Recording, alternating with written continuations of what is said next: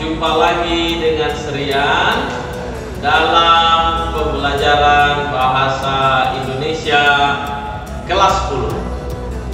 Ananda, pada pertemuan pertama kita sudah bercerita tentang teks laporan hasil observasi secara definisi dan struktur.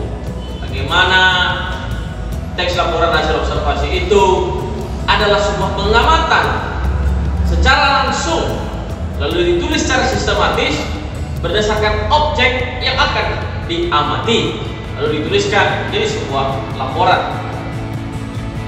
Pada pertemuan kedua kita sudah membahas pula yang namanya bagaimana kita mengevaluasi teks laporan hasil observasi itu. Apakah bagus disajikan satu teks? Apakah sesuai dengan struktur? Apakah sesuai dengan deskripsinya? Nah, pada pertemuan kali ini Anda semua kita akan membahas satu hal, yaitu tentang kaidah-kaidah kebahasaan. Kita analisis teks tersebut, lalu kita tentukan kaidah-kaidah kebahasaan dari teks laporan hasil observasi. Baik Ananda, siapkan bukunya, siapkan buku catatannya, tonton videonya, dan bersiap kerjakan latihan. Terima kasih. Menganalisis kaidah kebahasaan teks laporan hasil observasi, kemudian pahami dengan seksama, lalu catat poin-poin penting, dan terakhir jangan lupa dikerjakan soalnya di Edmodo aplikasi kita. Selanjutnya kita masuk saja langsung kepada apa saja ciri kaidah kebahasaan dalam teks laporan hasil observasi. Pertama sekali, secara garis besar Serian akan jelaskan namanya adalah ciri verba ya. Kita bisa lihat di sini ciri verba ya. Nah, ini bisa dilihat ciri verba. Kemudian Ananda bisa lihat lagi pada yang berikutnya adalah ciri nomina. Kemudian ada lagi namanya ciri afiksasi, kemudian ciri definisi, ciri deskripsi, kemudian ciri sebagai kalimat simpleks, dan ciri sebagai kalimat kompleks. Ananda sekalian, ciri-ciri tersebut secara garis besar pernah Ananda dengar. Nah, mari kita jelaskan satu persatu bahwasanya di dalam teks LHO semua ciri-ciri ini wajib ada dan menjadi sebuah ciri dari teks LHO tersebut. Kita lihat. Pertama sekali ada di dalam teks LHO itu kaidah kebahasannya adalah yang namanya ciri verba. Apa itu Serian? Ciri verba adalah, kalau pernah kita lihat, verba itu adalah kata kerja. Maka ciri verba adalah kata yang menyatakan pekerjaan dan perbuatan. Contohnya menikmati, melakukan, apalagi banyak ya, mengerjakan, mencangkul ya, berlari. Nah, itu sebuah ciri-ciri dari verba. Jadi dalam teks LHO itu ada namanya verba atau kata kerja. Apa dari ciri verba itu? Verba itu dapat dijadikan predikat. Kita tahu ada subjek, predikat, objek, keterangan. Maka dijadikanlah dia sebagai predikat ya pada kalimat. Yang ketiga, ciri verba itu adalah dapat diikuti oleh nomina atau kata benda, kemudian diikuti oleh adjektiva atau kata sifat, bisa juga diikuti oleh kata keterangan atau adverb, seperti itu ya, adverbia. Nah, contohnya bagaimana itu Serian? Contohnya kalau dia dengan kata benda, jadi gimana dia diikuti? Ibu pergi, pergi itu kan kata kerja. Pergi kemana? Kan gitu. Ibunya itu apa? Ibunya itu kata benda. Ya, kemana? Ke pasar. Kasasar itu adalah keterangan tempat. Nah, ini yang disebut ciri-ciri verba, bisa diikuti oleh yang lain. Kemudian di dalam teks LHO ada namanya ciri nomina. Nomina ini sesuatu yang dibendakan atau sesuatu kata yang menyatakan benda. Jadi ada yang dibendakan menjadi benda ya. Tapi memang ada juga yang benda. Nah, itu ciri dari nomina. Anda bisa lihat di sini di slide kita ciri nomina. Yang kedua dari ciri nomina adalah dia bisa menjadi subjek atau objek. Contoh, ketika ayah itu adalah sesuatu yang dibendakan, maka dia menjadi subjek. Nah, itu dia ciri-ciri dari nomina. Maka dia tidak menjadi predikat, dia menjadi subjek atau objek dari perlakuan subjek, seperti itu. Itu ciri-ciri nomina. Kemudian yang ketiga, ciri nomina bisa diikuti dengan kata pengingkaran bukan. Jadi ada kata bukan, bukan tasku, bukan milikku. Nah, itu adalah sesuatu ciri dari nomina. Maka Anda harus pahami. Mungkin di SMP pernah belajar apa itu verba, kata kerja, dan apa itu nomina yang kita sebut sebagai kata benda. Selanjutnya, ciri kaidah kebahasaan selanjutnya adalah yang bernama afiksasi. Apa itu afiksasi? Afiksasi adalah imbuhan. Jadi di dalam teks LHO akan ditemukan kata-kata yang memiliki imbuhan, kalimat yang memiliki imbuhan di dalam kata-katanya. Afiksasi adalah bentuk terikat, imbuhan yang bisa ditambahkan di awal, di akhir maupun di tengah kata. Ketika dia di awal, itu kita sebut sebagai prefix. Apa contohnya ketika dia menjadi di awal? Apa coba?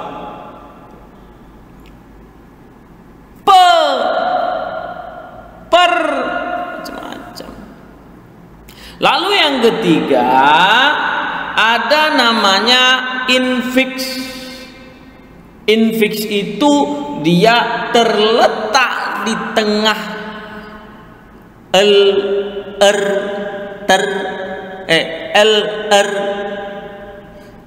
Kemudian yang keempat ada namanya sufiks. Sufiks itu apa, Serian? Sufiks itu artinya akhiran.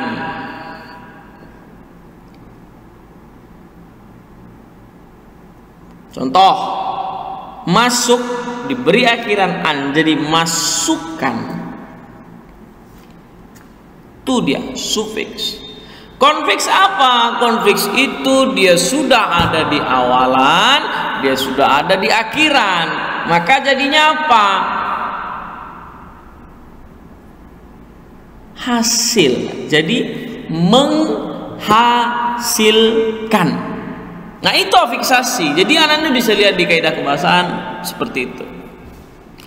Selanjutnya, ciri berikutnya adalah definisi. Ingat, di dalam teks LHO dijelaskan bahwa setiap namanya LHO atau teks klasifikasi harus ada definisi. Tsunami adalah, corona ialah, Ebola merupakan, Pekanbaru adalah. Nah, itu menggunakan kata kopula. Adalah itu kopula, ya, kopula. Apa contoh kopula? Ialah, adalah, merupakan. Di mana bisa kita temukan kopula? Di bagian umum dan bagian deskripsi. Kemudian apalagi? Biasanya dia berupa definisi. Jakarta adalah, sehingga ini sangat penting dalam teks LHO. Itu ciri-cirinya harus ada definisi. Seperti itu ya LHO itu. Yang kedua, di dalam teks LHO ada namanya deskripsi. Deskripsi itu penggambaran, menggambarkan, menjelaskan sifat atau ciri-ciri khusus suatu benda. Sehingga apa? Sehingga dia bisa ditangkap oleh indera. Indera itu ada banyak. Indera perasa, indera penglihatan, pendengaran, penciuman. Berikutnya itu ada simpleks dan kompleks. Dalam kaidah kebahasaan teks LHO memiliki simpleks. Cirinya adalah satu kalimat yang memiliki satu kata kerja, verba atau utama. Jadi ini kita sebut sebagai kalimat yang tunggal, ya. Apa itu verbanya? Berarti predikatnya satu, seperti itu. Cirinya adalah dia selalu berpola SPO atau SPOK, subjek, predikat, objek, keterangan. Lalu dia memiliki apa? Satu klausa. Satu klausa itu artinya satu kalimat sederhana, dia satu predikatnya. Selanjutnya, contoh apa bilang? Ibu pergi ke pasar, itu simpleks. Ya, sederhana dia. Kalau yang kedua, kalimat yang memiliki namanya kompleks. Kalimat yang memiliki dua atau lebih klausa. Artinya, dia ini kompleksnya memiliki dua kalimat, dua klausa atau lebih. Maka ini kita sebut sebagai kalimat majemuk. Di SMP pernah belajar. Yang kemudian kita bagi menjadi kalimat majemuk sejajar, setara dan tidak setara, parataktik dan hipotaktik. Anda bisa lihat di halaman 23 bagaimana ketika kalimat tersebut memiliki lebih dari satu predikat, itu kita sebut sebagai kompleks lengkap. Jadi itu saja pembelajaran kita hari ini.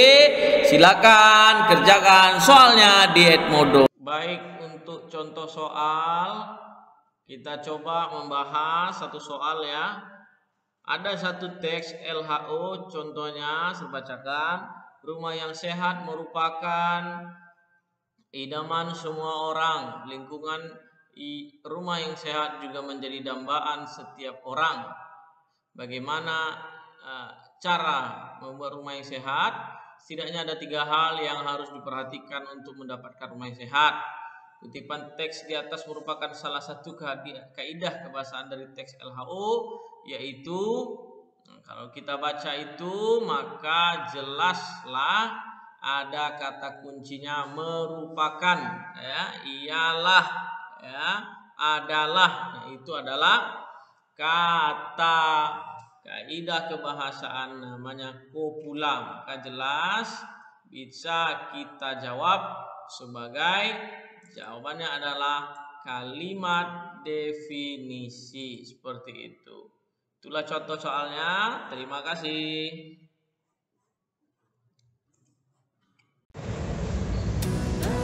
Ananda sekalian, setelah menonton video yang Serian paparkan, sepikir mungkin ada kendala, mungkin ada pertanyaan, mungkin ada suatu sanggahan yang masih belum bisa dipecahkan. Maka alternatifnya Anda boleh tanya di Edmodo, Anda boleh chat Serian secara pribadi melalui WhatsApp, ya, untuk menjawab pertanyaan-pertanyaan kalian.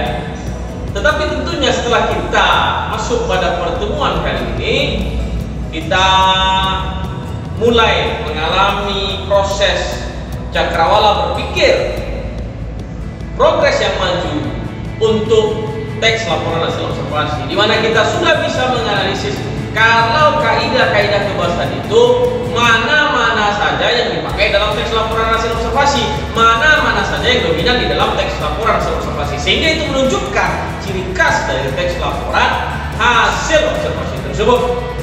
Ananda pesan Serian, ketika kalian membaca teks laporan hasil observasi, tentunya kalian harus lebih jeli menganalisis, mengamati, ya, teks tersebut dari struktur, kaidah kebahasaan, serta apa topik yang disampaikannya. Saya pikir Ananda siap-siap untuk mengerjakan latihan, lalu kita akan masuk pada pertemuan berikutnya. Saya sudah rencanakan pertemuan berikutnya adalah ulangan harian. Saya pikir itu saja. Salam hormat dari Serian, semangat belajar, tetap jaga prokes 5M. Terima kasih.